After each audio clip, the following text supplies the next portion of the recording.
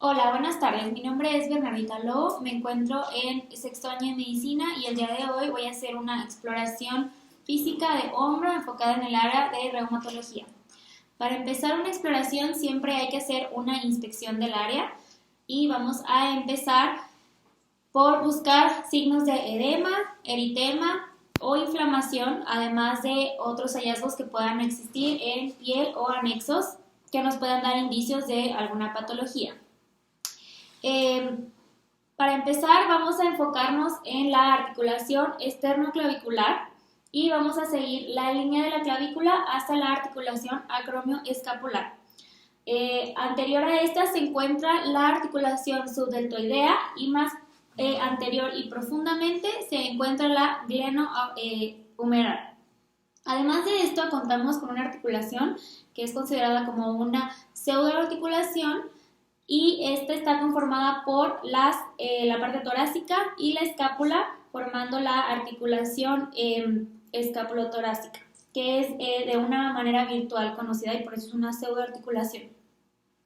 Otras cosas que debemos enfocarnos al momento de hacer una inspección es en buscar datos de atrofia muscular. Un ejemplo sería una atrofia del músculo deltoideo, que esto haría que el hombro se viera de una manera encuadrada. Otras cosas que hay que buscar, por ejemplo, en la línea clavicular, es que no haya deformidades o alguna protrusión, porque esto nos puede hablar de algún trauma o fractura que haya sido pues previa a esta inspección. Otra cosa muy importante que siempre tenemos que tomar en cuenta en una inspección es la simetría de ambos hombros, tanto anteriormente como le pedimos al paciente que se dé la vuelta posteriormente, ya que una asimetría en los hombros nos podría dar indicios de alguna enfermedad o alguna patología en la columna, que podría ser el caso de una escoliosis. Otra cosa que tenemos que fijarnos ya que estamos aquí en la inspección es en las escápulas. Para esto podemos usar el signo del aleteo, en la que consiste pedirle al paciente que se apoye sobre la pared y haga una lagartija. Muy bien, muchas gracias. En este caso, vamos a fijarnos en que en las escápulas no se encuentre alguna asimetría, alguna protrusión, alguna deformidad, ya que de ser así se consideraría como positivo este signo y nos daría, gracias, nos daría la sospecha de que hay alguna lesión en el nervio torácico largo y en el músculo serrato anterior. Muy bien. Ahora, para continuar con una exploración física, debemos hacer una palpación. Y así como comenzamos, vamos a continuar en la articulación esternoclavicular. Se puede palpar y continuamos con la línea de la clavícula hasta llegar a la articulación acromioescapular. En este caso, también podemos buscar la porción larga del tendón del deltoides, y esto de manera muy fácil es pedirle al paciente que haga una abducción del hombro y una flexión del codo, de manera que sea una rotación, en este caso es interna, y hacia arriba sería una externa, lo que haría un deslizamiento del tendón del bíceps y podríamos pues sentirlo. Otra cosa que en este mismo ejercicio podemos sentir es la tuberosidad mayor, que aquí es donde la mayoría de los huesos, de los músculos del manguito rotador se insertan. Para poder sentir la tuberosidad mayor, lo que vamos a hacer es pedirle al paciente que haga una extensión del brazo y va a salir a relucir esta tuberosidad mayor, y al momento de que el paciente haga este movimiento se le debe preguntar, si tiene alguna molestia, dolor o incomodidad al hacerlo, ya que en caso de que fuera positivo esto, nos daría la sospecha de que hay alguna lesión en alguno de los músculos del manguito rotador. Ahora, le vamos a pedir al paciente que se dé la media vuelta para poder complementar esta palpación buscando los músculos del manguito rotador, que sería el supraespinoso, el infraespinoso y el deltoideo menor. En este caso estamos buscando dolor y sensibilidad, ya que son datos que también sugieren que haya alguna afectación del manguito rotador. Además de esto, aprovechando esta situación, podemos apreciar que aquí se encuentra el trapecio y podemos buscar asimismo sensibilidad o dolor y también en esta área que es la espina de la escápula. En este caso, pues el paciente no nos está demostrando ningún dolor, así que podemos pensar que todo está bien. Bueno, ahora, continuando con esto, vamos a revisar los rangos del movimiento. En este caso, le vamos a pedir al paciente que imite nuestros movimientos y al él hacerlo solo, se consideran como movimientos activos. Tenemos movimientos activos y pasivos. Los activos son los que el paciente hace y realiza por sí solo y los pasivos son en los que nosotros los ayudamos. Entonces, primero vamos a hacer una abducción de los brazos y le pedimos al paciente que haga esta misma posición y ahora una aducción. Muy bien, una flexión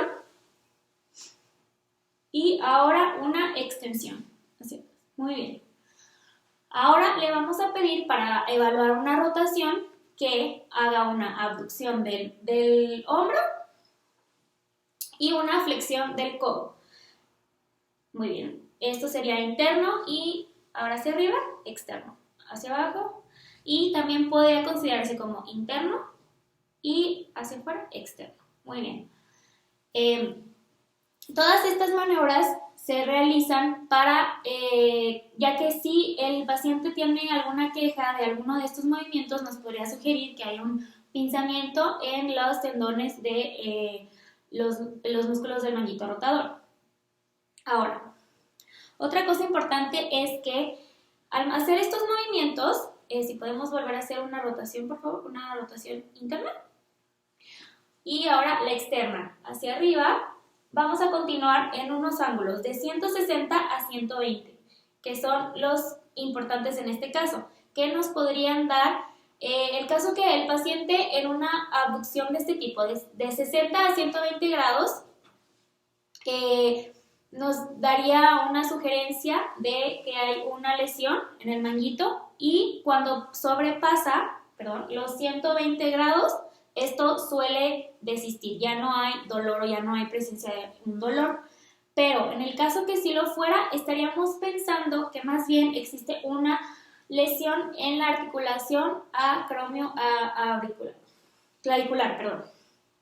Ahora, otras maniobras que podemos pedirle al paciente para evaluar estos músculos es el lift arm, drop arm, que le pedimos al paciente que haga una abducción de los brazos y una aducción. Al momento de hacer esta aducción, los brazos deben caer de manera simultánea. En el caso que no lo fuera y que uno de los brazos cayera de una manera más lenta, podría significar que hay una lesión en el músculo supraespinoso.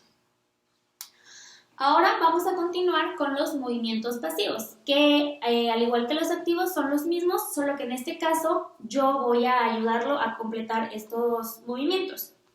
Entonces vamos a hacer una abducción, una aducción, una flexión, una extensión y la rotación interna y externa.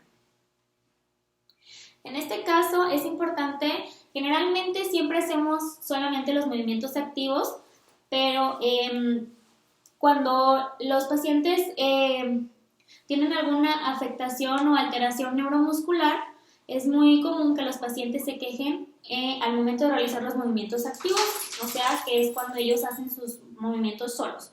Y en otras patologías, como por ejemplo en una adesitis capsular, los pacientes van a referir dolor o sensibilidad a los movimientos, ya sea de manera pasiva o activa. Y bueno, ahora, para continuar, sigue la fuerza muscular. En este caso, vamos a repetir estos mismos movimientos y yo, al ser la exploradora, voy a causar una resistencia en estos movimientos para poder evaluar la fuerza de los músculos. Entonces, él va a hacer una abducción y yo voy a hacer una resistencia hacia abajo y le voy a pedir al paciente que él logre que yo no baje su brazo. Entonces, ¿ok? Y ahora al contrario, Muy bien. Ahora, en la flexión, yo voy a impedir que él suba y exacto, muy bien. Y en la extensión, lo mismo. Ahora, en la rotación, por favor.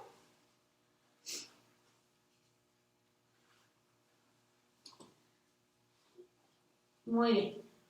Entonces, aquí podemos notar que el paciente tiene una buena fuerza general muscular. Otras pruebas que se pueden hacer para evaluar esto son como el de la lata vacía, en el que le vamos a pedir al paciente que estire la mano y haga la mano como si estuviera sosteniendo una lata. Le vamos a pedir al paciente que haga una rotación interna de esto y que mantenga su brazo así.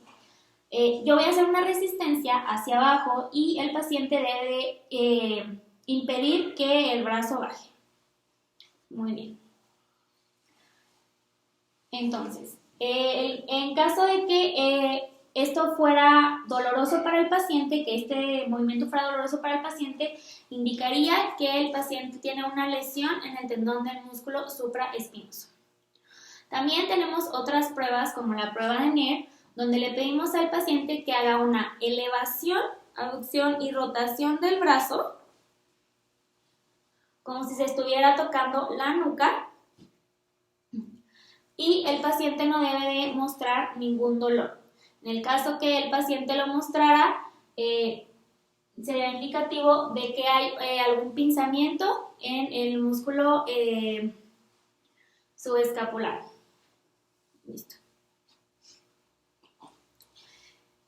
Bueno, también tenemos otras pruebas como el de la tendinitis del músculo bicipital, que con esta le vamos a pedir al paciente que ponga su mano en supinación y nosotros como exploradores vamos a intentar, vamos a intentar hacer el movimiento contrario o una pronación. La idea es que el paciente no nos deje hacerla, ya que si el paciente lo lograra, esta prueba se llama de Yersain, y el paciente si logra hacerlo significa o es indicativo de una tendinitis del músculo bicipital. Por último, tenemos la prueba de SCARF, en la que se utiliza para identificar una compresión de la articulación acromioclavicular. Entonces le vamos a pedir al paciente que ponga su mano en su hombro contralateral, y SCARF como si fuera una bufanda. Y nosotros vamos a hacer una resistencia en el codo hacia allá y el paciente tiene que impedir esta resistencia. En caso de que fuera positivo, sería que el paciente no pudiera y la mano se fuera más allá del hombro. Esto pues indicando una lesión en la articulación acromioclavicular. Y bueno, pues esto es un poco de lo que es la exploración de hombro. Muchas gracias.